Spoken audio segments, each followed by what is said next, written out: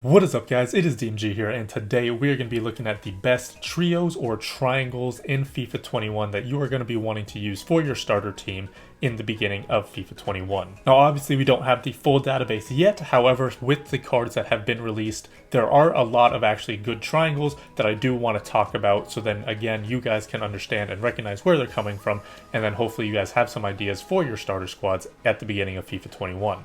Now, if you are new, be sure to like and subscribe to this video. There's going to be a lot more FIFA 21 content coming up, especially with new releases in the database, because again, the entire database has not been released yet. And there's going to be a lot more squad builders, hidden gems, and just new FIFA 21 content that's going to be coming out. So be sure to, again, like and subscribe so then you know when these videos are coming out. But getting into the video, before we start, obviously a triangle or a trio is any part on the formation screen where you can form, again, a triangle or a trio. So again, it could be a left back, center back, left center mid, two center backs and goalie, right center back, right center mid. Obviously it doesn't have to be with the 4-3-2-1 as well. It can be like in the 4-3-3 variation 2, left wing striker, left center mid, anything like that that can form a strong link trio, so then you don't have to worry about chemistry and you don't have to worry about that strong part on the field. But anyway, getting into the first triangle of this video, it's probably going to be one that I'm going to definitely be aiming for, and one that's also been released, or it's been involving with cards that have been released, and that is going to be the Akanji, Schultz, and the Chan triangle here. So this is a big Dortmund triangle here. However, you do also have a nice little hyperlink here between Chan and Schultz. So if you want to, you could also go someone like Rudiger at center back, who doesn't seem to be a bad center back, or at least bad starter center back. So again, right here is probably my favorite triangle that I've seen so far, because you have some good players in the back. Schultz obviously somewhat fast at left back with some decent other stats. Akanji, he did get downgraded by 5, I believe, and yes, it's obviously not as good of a card, but overall it's still a usable card, especially at the start of FIFA 21. You also have arguably the best starter squad player that is going to be involved with FIFA 21, and that's going to be Emre Can here. He actually has more in-game stats and better face card stats than Fabinho in everything besides defending, which is only 2 less than Fabinho. So obviously Emre Can here should hopefully be involved in a lot of your starter squads, because again, hopefully he has, high work rates or medium high work rates, so he could be one of the best players to use in FIFA 21. And also a small addition here, if you really wanted to, you could also go with Berkey or Sommer here, because again, both are Swiss. And obviously you do also get that hyperlink with Berkey being Swiss as well as Akanji. Next up in this triangle, we are going to be going with some Tottenham players, actually. And this one is probably going to be a little bit more expensive, at least with Lucas Moura here.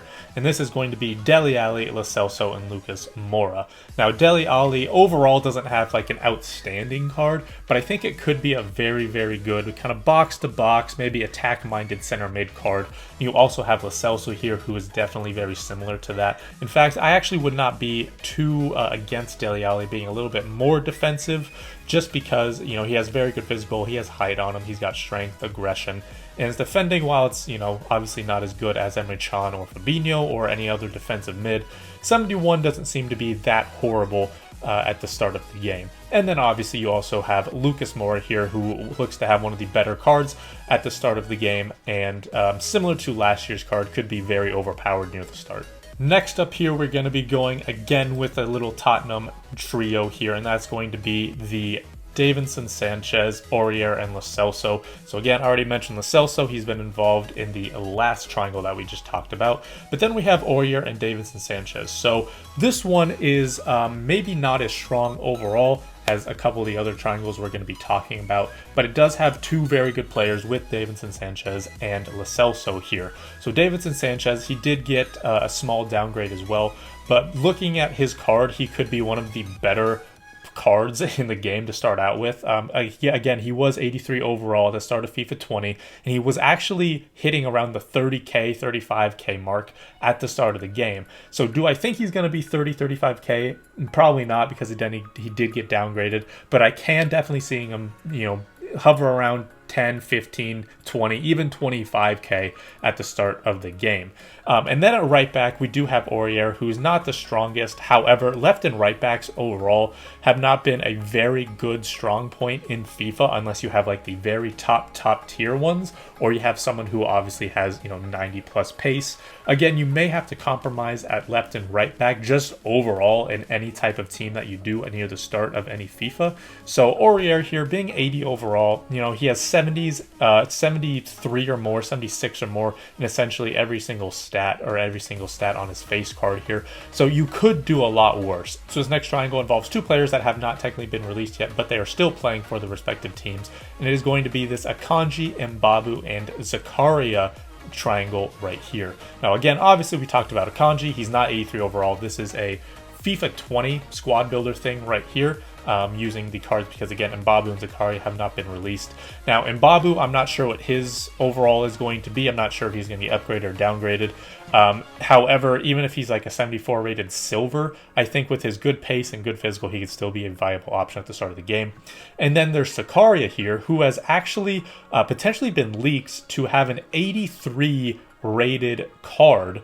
And as you can see here, if I do load him up here with Zakaria, he actually was a defensive mid. Again, if you do have, Zakaria, if you do have Akanji and Mbabu, right, this little triangle right here is going to be very good, as it was at the start of FIFA 20. Next, we have a triangle from Chelsea here, so another Premier League triangle. It is going to be Chilwell, Kovacic, Rudiger. Now, again, Chilwell is not necessarily the best card. However, as I mentioned before, left backs and right backs typically are a little bit underwhelming in this game, and they don't have the most amazing stats unless you get the very top tier players, or at least ones that are incredibly pacey.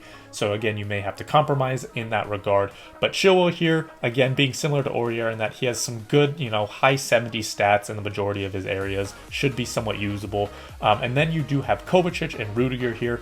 Kovacic looks to be very similar to Davinson Sanchez here. In fact, we will take a look at their cards here. If you compare them, Rudiger has better passing. Obviously, the pace is a little bit less. Same defending, very similar physical. So I can see Rudiger and Sanchez both being pretty good options here. And then we do have Kovacic here, who is very good passing, very good dribbling. Pace is also very decent for a center mid. As well as that, you could also go with Schultz and Emre Can here, because again, they do have that hyperlink. And then you could go with Rudiger at center back and then just kind of do some Premier League players alongside him. And then again, everyone should be on chem. Lastly, we are going to be going with a Serie A triangle, and is actually going to be a Milan triangle here. And this is going to be Kessié, Tonali, and Rebic. Now, you could do with this triangle, since it is technically a triangle, however, you will obviously need to get some left and right Serie A wingers. So if you don't want to do that, you can just move Rebic down to here, and then this is still a triangle right here. So again, you do have Tonali, Rebic, and Kessié here. Kessié in the past has had high work rates, a very good box-to-box center mid. Seems to be a little bit better at kind of just holding and staying back a little bit, since his defending and his physical are better than pretty much everything else on his card. You have Tonali here, who is essentially a defensive mid. However, he has very good pace, very good passing, and very good dribbling for a defensive mid. So you could just kind of have, a 4-2-3-1 narrow and have Tonali and Kessié both at defensive mid. And then obviously Rebic here, being that he's incredibly pacey, has a very good physical on him. He actually has 79 passing as well, so he could maybe be a winger if you need him to, but obviously striker is going to be one of the main spots you want to have him in. In the past, he did have, I believe, a 4-star, so 4-star weak with 4-star skills. Correct me if I'm wrong on that. But again, a very good starter card, as he did have last year as well. So that is going to be it for this video, guys. Hopefully you did get some info out of it about who to potentially have in your starter squad. Now, if you do have to recommend one person or one starter squad, it's going to be essentially any starter squad where you can get Emre Can here. And if you do have Emre Can, it's more than likely going to be better if you have Schultz in here, since he is a decent enough option at left back, and you do then get this hyperlink. So essentially anything where you can get Schultz and Can in here is going to be very good for your starter squad. Again, we do not have a massive database yet. It's just some players being released here and there, and some leaks that we don't necessarily know for sure if they're true or not, but besides that, again, we do have some very good players and some good starter squads. So again, hopefully you did get some info out of that. And that is going to be it. Thank you guys so much for watching. This has been DMG. Peace.